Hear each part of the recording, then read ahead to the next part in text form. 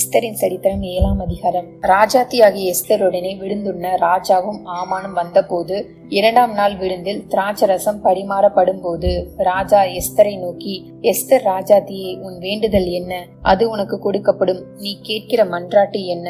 நீ ராஜ்யத்தில் பாதி மட்டும் கேட்டாலும் கிடைக்கும் என்றான். அப்பொழுது ராஜாத்தியாகிய எஸ்தர் பிரதியுத்தரமாக, ராஜாவே, உம்முடைய கண்களில் எனக்கு கிருபை கிடைத்து ராஜாவுக்கு சித்தமாய் இருந்தால் என் வேண்டுதலுக்கு என் ஜீவனும் என் மன்றாட்டுக்கு என் ஜனங்களும் எனக்கு கட்டளையிடப்படுவதாக.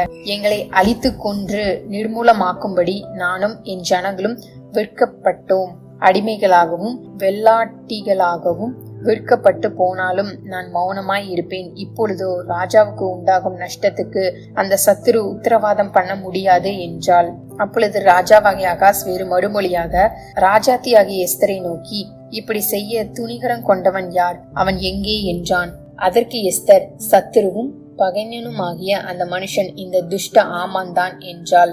அப்பொழுது ராஜாவுக்கும் ராஜாத்திக்கும் முன்பாக ஆமான் திகில் அடைந்தான். ராஜா உக்கிரத்தோடே திராட்சரச பந்தியை விட்டெழுந்து அரண்மனை தோட்டத்திற்கு போனான். ராஜாவினால் தனக்கு பொல்லாப்பு நிர்ணயிக்கப்பட்டதென்று ஆமான் கண்டு ராஜாத்தியாகிய எஸ்தரிடத்தில் தன் பிராணனுக்காக விண்ணப்பம் பண்ண எழுந்து நின்றான். ராஜா அரண்மனை தோட்டத்திலிருந்து திராட்சரசம் பரிமாறப்பட்ட இடத்துக்கு திரும்பி வருகையில் எஸ்தர் உட்கார்ந்திருக்கிற மேல் ஆமான் விழுந்து கிடந்தான். அப்பொழுது ராஜா, நான் அரண்மனையில் இருக்கும் போதே என் கண் முன்னே இவன் ராஜாத்தியை பலவந்தம் செய்ய வேண்டுமென்றிருக்கிறானோ என்றான்.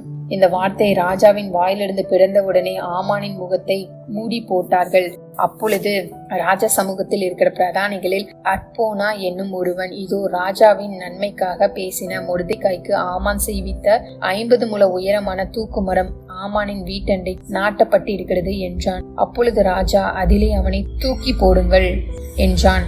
அப்படியே ஆமான் மொர்தெகாய்க்கு ஆயத்தம் பண்ணின தூக்கு மரத்தில் ஆமானையே தூக்கி போட்டார்கள். அப்பொழுது ராஜாவின் உக்கிரம் தணிந்தது என்பதே. ஆமேன்.